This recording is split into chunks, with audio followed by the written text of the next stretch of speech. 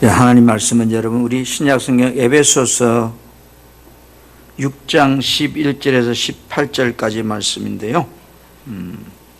여러분이 가진 성경은 316페이지 또는 15페이지 정도 되겠습니다.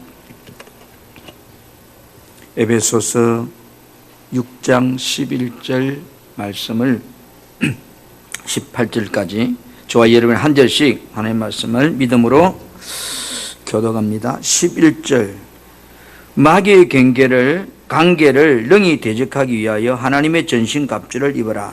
우리의 씨름은 혈과 육을 상대하는 것이 아니요 통치자들과 권세들과 이 어둠의 세상 주관자들과 하늘에 있는 악의 영들을 상대함이라. 그러므로 하나님의 전신갑주를 취하라. 이는 악한 날에 너희가 능히 대적하고 모든 일을 행한 후에 서기 위함이라. 그런즉 서서 진리로 너희 허리띠를 띠고 의의 호심경을 붙이고 평안의 복음이 준비한 것으로 신을 신고 모든 것 위에 믿음의 방패를 가지고 이로써 능히 악한 자의 모든 불화살을 소멸하고 구원의 투구와 성령의 금 곧 하나님의 말씀을 가지라.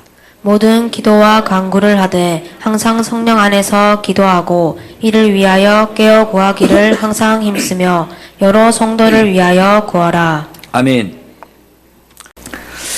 한번 오늘 말씀을 함께 우리 따라해 봅시다. 사탄을 이기는 방법이 있다.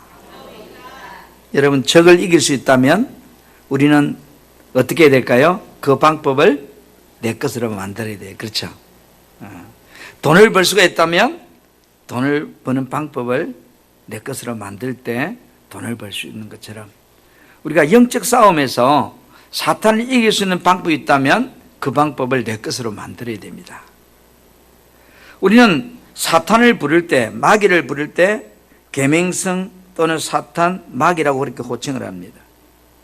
이 사탄을 상징하는, 쉽게 말해서 이름이 뱀, 용, 강매, 청사 이렇게 표현했죠.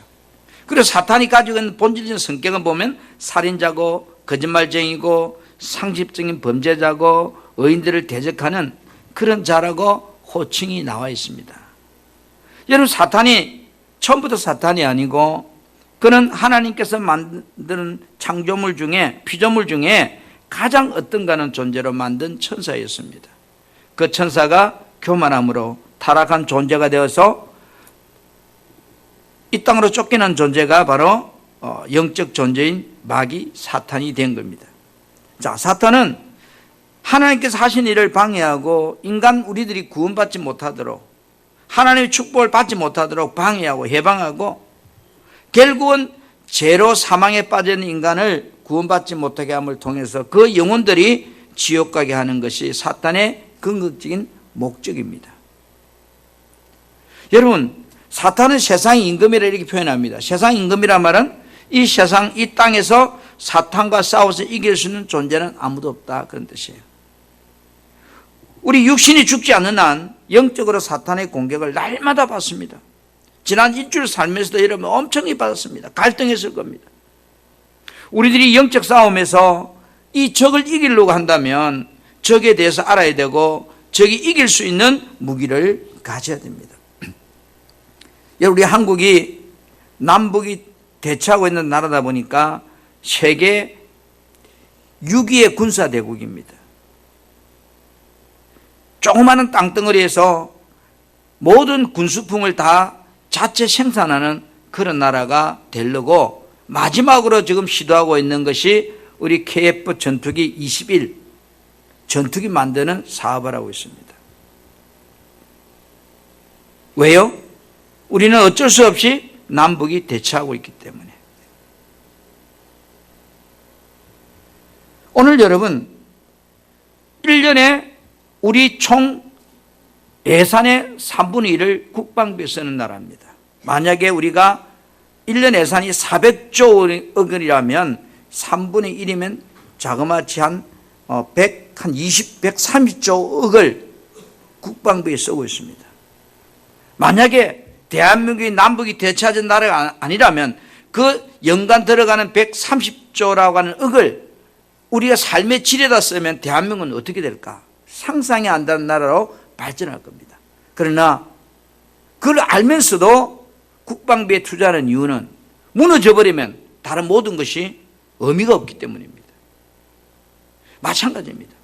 우리 인생이 아무리 행복한 것 같아도 영적으로 마귀에게 점령당하고 나면 그 인생은 아무 소용이 없습니다. 왜? 결론은 뭐요? 영생이 아니고 지옥이기 때문이에요.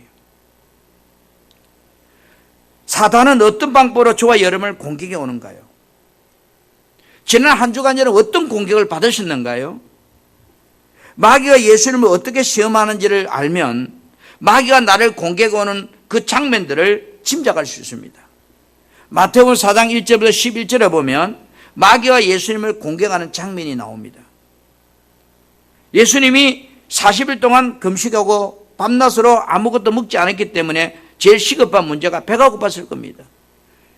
굶주려 있었기 때문에 이 굶주린 상태를 알았던 마귀가 예수님께 제일 먼저 찾아와서 접근한 시험 방법이 돌덩이 가지고 떡덩이 만들어 먹으라고 하는 유혹이었습니다. 오늘 인간에게 먹고 사는 문제보다 중요한 문제는 어쩌면 없을 겁니다. 가장 기초적이면서도 가장 본질적인 것이 먹고 사는 문제입니다.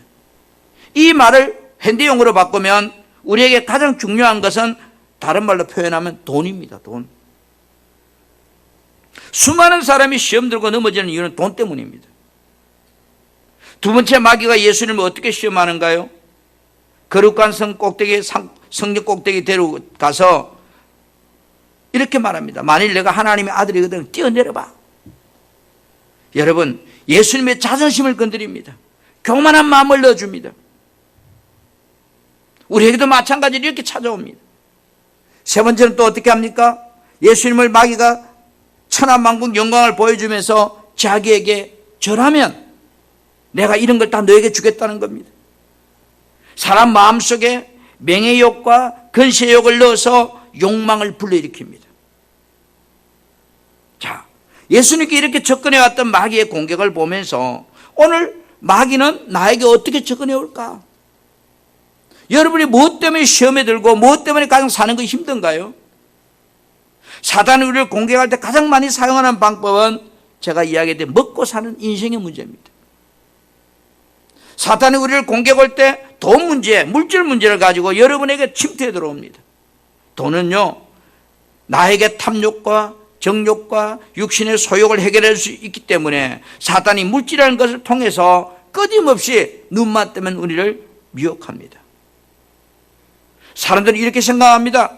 돈만 있으면 다 된다고 황금 만능주의 시대에 우리는 살고 있다고 표현합니다. 여러분, 마귀는 사람 마음속에 이 탐심을 넣어주어서 저와 여러분을 공격해 옵니다. 사단은요, 인간이 돈 앞에 약하다는 걸 잘 알고 있어요. 저와 여러분이 돈 앞에 연약하다는 걸 알고 있어요. 그래서 물질을 좋아하는 우리의 약점을 딱 붙잡고 우리를 미혹해요. 그런데 성경은요, 이 탐심이 얼마나 무서운 것인가를 이야기하는데 골로새 3장 5절에 보니까 탐심은 우상 숭배와 같다고 그랬어요. 하나님이 가장 싫어하는 우상 숭배인데 바로 이 탐심은 하나님을 버리고 우상을 섬기는 것 같다고 비교하고 있습니다. 우리들이 정말로 행복한 삶을 살아가는 데 있어서 여러분, 돈은 절대적인 존재입니다. 우리는 돈 벌려고 노력합니다. 내 삶과 너무나 돈은 밀접한 관계를 가지고 있습니다. 성도는 이 성경적인 돈, 물질관을 바로 가지지 못하면 탐심으로 인해서 마귀의 공격에 그대로 넘어갑니다. 성경은 우리에게 이렇게 말하고 있어요. 디모데전서 6장 10절에 돈을 사랑함이 일만하게 뿌리가 된다. 이 말은 돈은 모든 죄를 불러오는 통로의 시작점이라는 거예요. 물질이 나를 넘어뜨리게 하고 시험 들게 하는 모든 삶의 시작점이라는 거예요. 하나님께서 마귀가 물질로 공격할 때 내가 돈에 대한 개념을 어떻게 가져야 되는지를 성경은 제시하고 있습니다. 히브리 13장 5절에 돈을 사랑하지 말고 있는 바를 족한 줄 알라. 이 말은 내게 좀 있는 것으로 감사하라는 겁니다. 욕심내지 마라 이 말입니다. 빌립보 4장 11절과 12절에도 동일한 말을 하고 있습니다. 내가 지금 궁핍하다? 궁핍해서 이렇게 말하는 것이 아니다. 내가 어떠한 행편이 있든지 부유함에 있든지 궁핍함에 있든지 나는 자족하기를 배웠다 이 말은 만족하기를 배웠다는 겁니다. 여러분이 살고 있는 삶의 현실 지금 여러분 만족하다고 생각하는가요? 아니면 뭔가 부족해서 원망하고 불평하고 있는가요? 그렇죠. 어쩌보면 만족이 없죠. 여러분 디모데전서 6장 7절에서 9절 말씀을 저와 여러분이 한번 함께 합독해 봅시다. 이 말씀을 우리가 세상에 아무것도 가지고 온 것이 없대요. 시작. 우리가 세상에 아무것도 가지고 온 것이 없음에 또한 아무것도 가지고 가지 못하리니 우리가 먹을 것과 입을 것이 있은즉 족한 줄로 알 것이니라. 부하려 하는 자들은 시험과 올무와 여러 가지 어리석고 해로운 욕심에 떨어지나니 곧 사람으로 파멸과 멸망에 빠지게 하는 것이라. 아멘. 그렇죠. 우리가 세상에 빈손 들고 왔잖아요. 그리고 아무것도 가지고 가지 못하잖아요. 죽을 때 보니까 빈손으로 가잖아요. 지금 내가 먹을 것과 입을 것이 있다면 족한 줄 알라. 만족해라 이 말입니다. 만족하지 못하고 자꾸 부하려고 어떤 욕심을 내게 되면 결국은 내가 시험에 들게 되고 올무에 걸려서 욕심에 떨어져서 파멸, 멸망에 빠지게 된다. 아멘. 오늘 저와 여러분이 하나님이 우리에게 마귀가 시험에 오는 가장 많은 요소가 먹고 사는 물질 문제다. 이 주어진 물질 앞에서 감사하지 못하고 가다한 욕심을 자꾸 가지고 추구하다 보면 결국은 이 탐심은 마귀가 쳐는 올무에 내가 걸려가지고 내 인생이 파멸과 멸망에 빠지게 되는 가장 기초적이면서도 마귀의 1차적인 공격의 원인이라는 거예요. 그렇죠. 사람은 만족감이 없죠. 그러나 성경은 우리한테 이렇게 합니다. 내게 있는 것으로 족하게 생각해라. 감사하려고 해라. 내가 돈을 많이 벌려고 열심히 하지 마라 이 말이 아닙니다.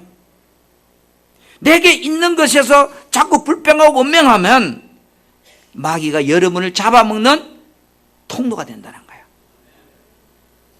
우리는 돈도 많이 벌어야 돼요. 잘 살아야 돼요. 성경이 말하는 물질과는 잘 살지 말란 말이 아니고 돈을 벌지 말란 말이 아니에요. 내가 수고해서 거둔 거기서 늘 감사하고 나아가라는 겁니다. 마귀는 예수님을 시험할 때 자존심과 교만한 마음을 예수님께 넣어줍니다. 사탄이 우리를 공격할 때 많이 사용하는 방법은 뭐예요? 교만한 마음을 우리에게 넣어준다고요. 여러분 교만이라는 말이 뭘까요? 자기를 높여 드러내고자 하는 마음이 교만이에요. 나를 나타내고자 하는 마음. 하나님보다 자신을 더 우선시하고 중요하게 여기려고 하는 그런 마음을 교만이라고 그래요. 그런데 하나님께서는 교만한 데에 대해서 어떻게 할까요? 좋아하실까요? 아니요. 잠언 16장 5절에 보니까 하나님은 교만한 자를 미워하신대요. 여러분 하나님이 미워한다면 무슨 내게 유익이 있겠어요? 내가 하나님의 자녀면 복을 받아야 되는데 하나님이 나를 미워하신다? 한번 생각해 보세요. 미워하는 사람한테 뭘 주겠어요? 잠언 15장 25절에는 교만한 자의 집을 허물어 버린대요. 주님은 그만큼 교만한 자를 싫어한다는 거예요. 여러분 우리가 살다 보면 자존심 상할 때가 참 많아요. 목사님 저도요 자존심 상할 때가 많아요. 여러분 왜 자존심 상하는가요? 한번 생각해 왜 자존심이 상하는지. 인간의 자존심과 교만은 깊은 관계를 가지고 있어요. 자고하는 마음이나 우울감은 사람을 교만하게 만들어요. 또 반대로 열등의식은 사람을 부정적인 사람으로 만들어요. 이 우울감과 열등의식은 다 어디에서 나올까요? 비교하는 데서 나와요. 비교. 감사하지 못하는 데서 나와요. 우리나라 국문학자인 양주동 박사는요, 신혼 초에 거할 집이 없어서 흙바닥에 운목에 가마이자루 깔아놓고 덮을 이불이 없어서 신혼 시절에 부부와 끌어안고 살았대요. 그래도 너무나 행복했다고 그렇게 말합니다. 요즘 우리는 어떻습니까? 저희 세대는 한 집에 5, 6집이 사는 단칸방 시대에 살았습니다. 그래도 어쩌면 행복했습니다. 오늘 세대는 출발부터 아파트에서 시작합니다. 크든 작든. 행복할까요?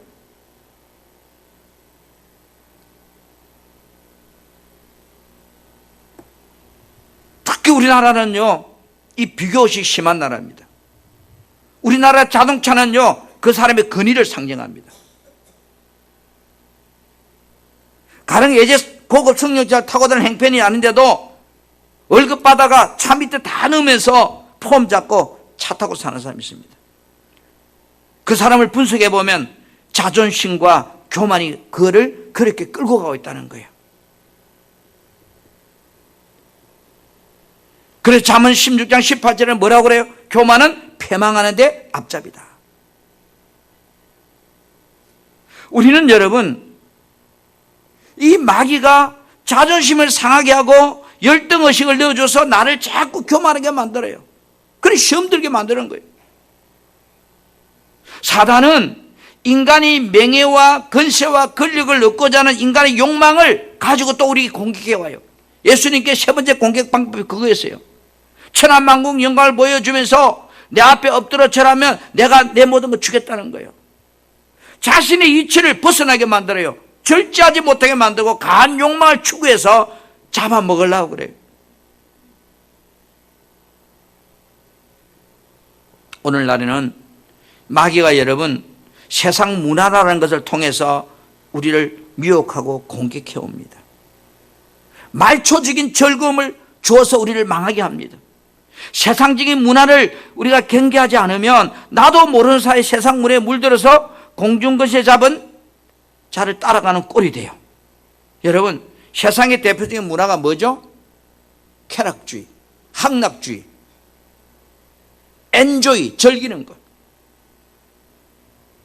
세상이 주는 쾌락은 마약과 같아요. 처음에는 달콤한 맛에 빠져서 느끼지만 나중에는 그 유혹에 빠지면 어때요? 영혼이 망해요. 그 다음 육이 병들어요. 여러분, 에이즈라는 병은 쾌락의 작품이에요.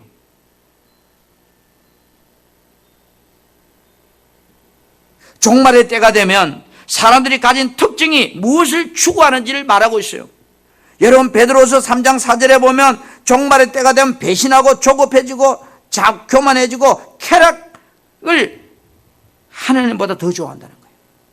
쾌락하기를 하나님 사랑하는 것보다 더 열정을 낸다는 거예요. 사단은 저와 여러분 안에 이 세상적인 쾌락, 사랑하는 마음을 넣어줘서 우리를 공격해 옵니다. 마귀는 하나님보다 내가 우선하게 여기게 만듭니다. 하나님보다 내가 더 중요하다고 생각하게 만듭니다. 이런 것이 다 세상을 사랑하는 마음에서 나오는 것들입니다. 디모데후서 4장 10절에 보니까 바울과 함께 전도의 사역에 갔던 데마는요, 세상을 사랑해서 바울을 버리고 세상으로 도망가 버렸어요. 하나님 사랑하는 것보다 세상이 좋다는 거예요. 사탄은 세상 문화란 이름으로 포장하고 오늘 저와 여러분의 다양한 모습으로 우리에게 접근해 와요. 철학이라는 방법으로, 무슨 술을 하는 방법으로, 어떤 사마니즘을 통해서 하나님보다 더 나를 중요하게 생각하게 만들어요. 내가 우선시되게 만들어요. 그것뿐 아니라 원망하고 미워하는 생각을 넣어주고요, 사람을 비판하는 마음도 넣어주고요, 분내는 마음도, 악을 꾀하는 마음도, 거짓말하는 마음도, 정말 우울감, 열등의식도 넣어주어서 죄의식을 계속 우리에게 공급해줘요. 너무나 다양한 방법으로 이 시대에 사단은 저와 여러분을 공격해 옵니다. 한번 생각해 보세요. 지난 일주일간 살아오면서 여러분 무엇 때문에 힘들었는가요? 지나놓고 보면 아무것도 아닌데, 그렇잖아요. 어느 심리학자 그랬어요. 100%가 있다면 당장 정말로 근심하고 걱정할 일은 1%밖에 없대요. 지나놓고 보니까 99%는 아무 의미 없는 것들이에요. 그런데 당장 그 99%가 그렇게 중요하게 여기진다는 거예요. 그렇게 만든다는 거예요.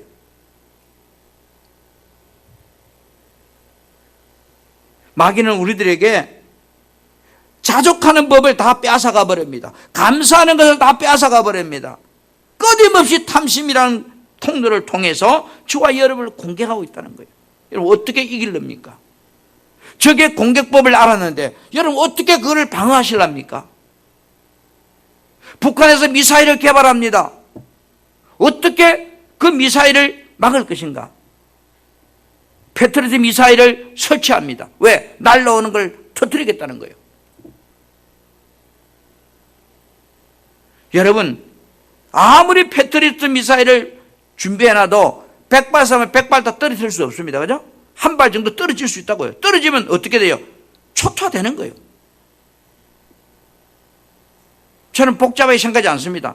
서울의 한 방, 대전의 한 방, 부산의 한 방, 세 방만 일자면 대한민국 쑥대밭에가 차 타고 저길에 가다가 박치기에 다 죽어버립니다. 복잡하지 않아요. 여러 군데 쌀 필요도 없어요.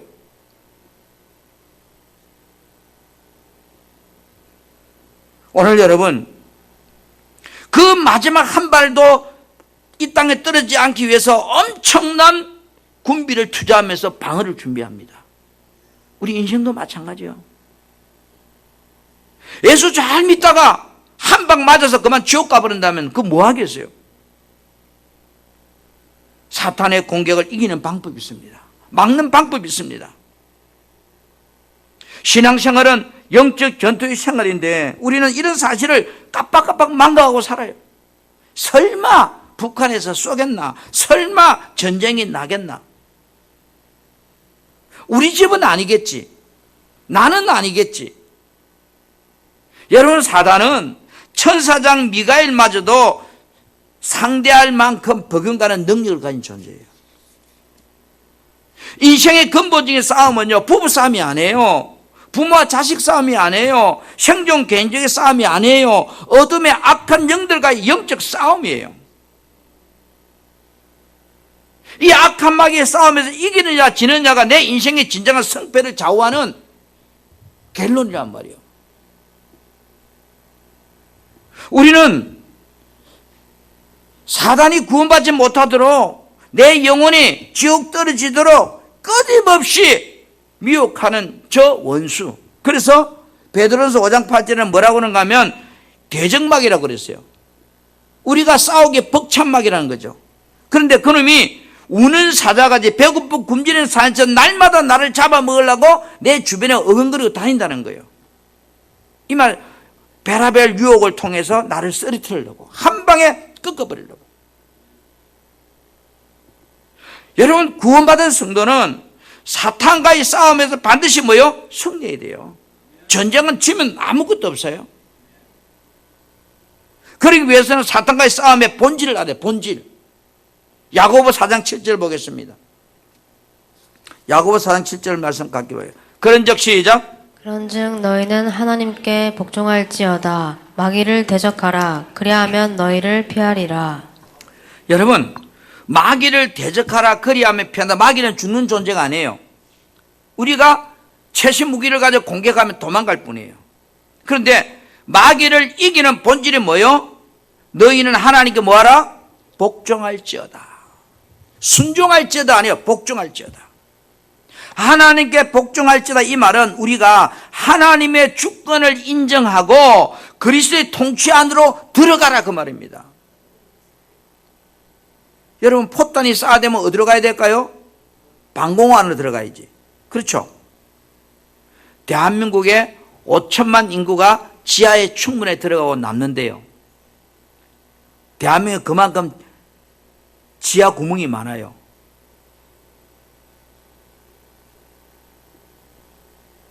하나님의 주권을 인정하고 예수 그리스도의 통치 안으로 들어가는 것이 하나님께 복종할지어다 이 말이에요.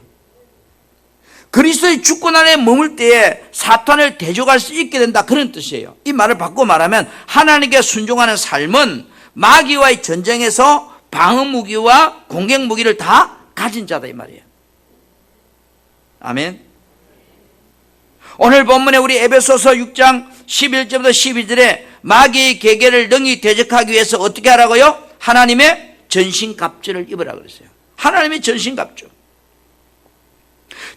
사탄과의 싸움에서 이기려면 하나님의 전신갑주를 입으라고 그래요. 이 전신갑주를 입는단 말이 뭘까? 싸울 때 내가 가져야 될 중요한 것들이 있다는 거예요. 그것은 뭐요? 예수 그리스도의 이름을 믿는 믿음을 가져야 돼요. 예수 이름을 믿는 믿음. 왜요? 하나님의 아들이 이 땅에 나타난 것은 마귀를 멸하려고 오셨기 때문에. 예수님이 이렇게 말합니다. 누가복음 10장 17절에서 19절에 내가 너희에게 뱀과 정갈을 밟으며 원수의 모든 능을 제할 권능을 주었다. 이 말은 내가 너희에게 원수를 이길 수 있는 권능, 예수 이름을 주었다는 거야. 아멘. 예수 이름을 믿어야 돼. 예수 이름을. 예수 이름이 가지고 있는 그 능력을 우리는 믿어야 돼요. 아멘. 그리고 여러분, 보혈의 능력을 믿어야 돼요. 예수님께서 흘리신 거룩한 피는 우리 모든 죄를 정결케 하고 사탄 마귀의 계계를 능히 이기고도 낫는다고 하는 이 피가 가진 그 능력을 여러분이 믿어야 돼요. 아멘. 방탄 조끼를 입으면서 이거는 입어도 총알이 뚫고 들어올 거라면 이게 말이 없습니까? 방탄 조끼를 입는 사람이 이 조끼를 입으면 총알이 뚫고 들어오지 못한다고 믿을 때 입어지는 거예요. 믿지 않는 사람은 안 입어요.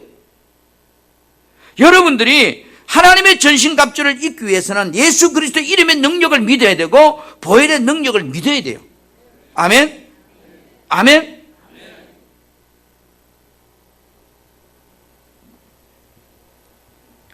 마귀가 내 안으로 침투하는 통로는 여러분 죄라고 하는 통로입니다. 죄만 안 지으면 마귀는 내한테 올 수가 없잖아요. 그런데 연약한 우리 인간이 죄를 안 짓고 살 수는 없잖아요.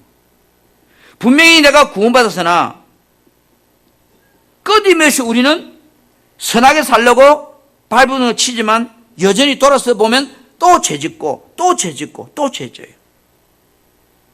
죄를 짓게 될 때 우리가 깨닫게 되면 즉시 그 죄를 회개하고 고백하면 죄가 타고 들어오는 통로를 막을 수가 있는 거예요. 우리들이 죄를 회개하고 정결케 함으로써 마귀를 이길 수 있습니다. 그래서 요한일서 1장 10절에 9절에 만일 우리가 우리 죄를 자백하면 이랬습니다. 자백하면 하나님 앞에 내가 죄를 인정하면 마귀가 들어온 통로가 막힌다는 거예요. 여러분, 육신의 소욕을 버리고 성령 따라 살려고 해야 돼요. 따지면 성령으로 살려고 해야 돼요. 이게 다 전신갑주를 입는 것들이에요. 왜? 육신의 생각은 하나님과 정반대잖아요. 육신의 소욕은 하나님의 성령을 막아버리잖아요. 그래서 갈라디아 5장 16절에 그렇게 말해요. 너희는 성령을 따라 행하라. 그래야만 육체의 소욕을 이루지 아니한다 이랬어요. 성령을 따라 살면 소욕을 이루지 않는다. 다시 말합니다. 우리가 살아가면서 우리에게 전신갑주를 입으라고 그래요. 쉽게 말해서 적이 공격할 때 그 공격을 막을 수 있는 것들을 내가 갖추라는 거예요. 내가 예수 믿는 자라면 예수 그리스도의 이름이 가지고 있는 그 능력을 내가 믿어야 돼요. 예수님이 나를 위해서 십자가에 죽으신 그 보혈의 피의 능력을 내가 믿어야 돼요. 그리고 내가 성령의 능력을 믿어야 돼요. 우리 힘만으로는 영적 존재인 마귀를 이길 수가 없어요. 하나님의 전신갑주를 입을 때 사탄을 이길 수 있다 그 말이거든요. 다시 말할게요. 하나님의 전신갑주는 악한 사탄의 계계와 미혹을 막아내는 힘과 근실을 가진 무기들이에요. 방어욕도 무기고 공격력도 무기예요. 사탄의 공격을 막아내기 위해서는 방어용과 공격력 무기가 다 필요해요. 여러분 총만 가 있으면 완벽하지 하지 않아요. 방탄 조끼도 있고 총을 가지고 있으면 더 완전하잖아요. 설령 내가 저쪽 공격을 받아도 방탄 조끼가 막아주잖아요. 그리고 기회가 온다면 공격할 수 있잖아요. 그래서 에베소 6장 11절부터 17절에 방어용 무기에 대해서 말하고 있습니다. 진리의 허리띠를 띠라. 의의 훈배를 붙이라. 평화의 신발을 신으라. 믿음의 방패를 가져라. 구원의 투구를 쓰라. 그리고 마지막으로 공격용 무기는 하나님의 검, 기도와 간구라. 여러분, 전신갑주를 입는다는 것은 하나님께서 준비해 놓은 것을 내가 믿는다는 거예요. 믿음. 하나님 우리에게 준비해 주신 예수 이름이요, 보혈의 근세요, 회개의 능력이요, 성령의 힘이요, 하나님이 우리에게 주신 이것들을 내가 믿고 그거를 쓰려고 해야 돼요. 아이, 설령 예수 이름이 무슨 힘이 있어. 뭐 예수 피는 뭐 돼지 피나 똑같겠지 뭐.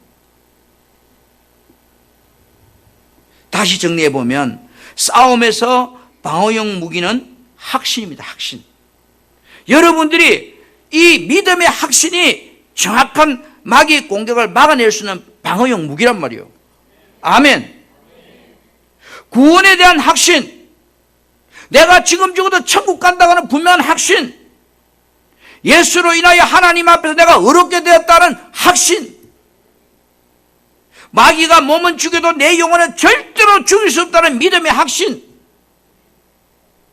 하나님의 건시 앞에 마귀는 굴복한다는 확신, 이런 확신들이 적의 공격을 막아내는 방어용 무기예요. 아멘.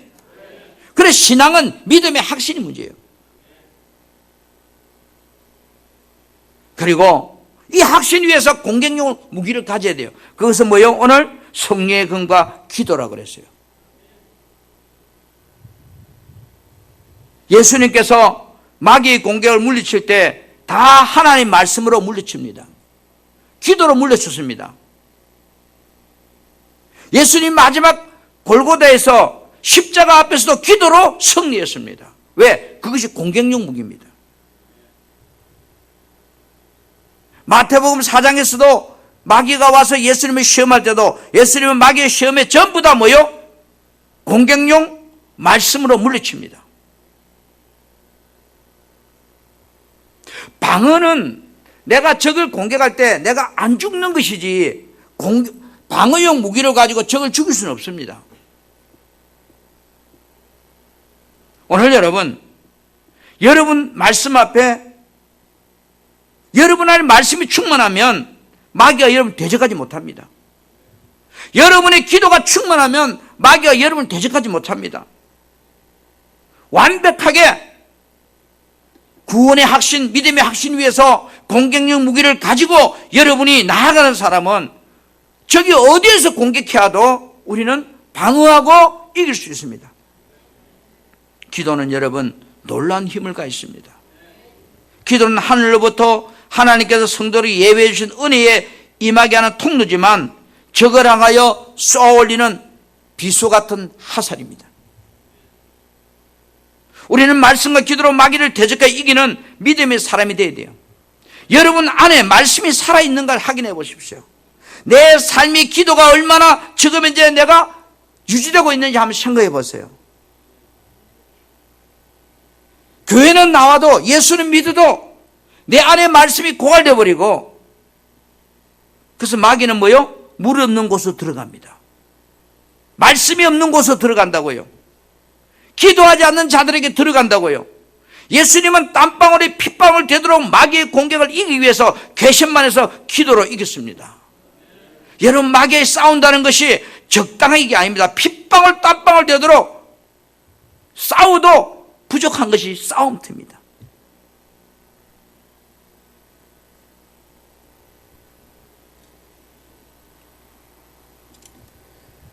오늘 우리는 저 러시아와 우크라이나가 전쟁하는 장면을 보고 있습니다. 그런데 안타깝게도 우크라이나 땅은 쑥대밭이 되었는데 러시아 땅은, 본토 땅은 건물 하나 무너지지 않습니다. 왜요?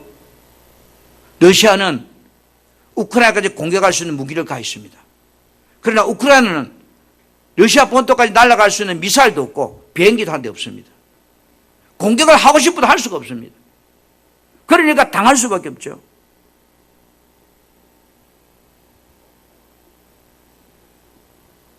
우크라이나는 농사 국가입니다. 농사만 잘 지면 잘 먹고 잘 살 줄 알았습니다.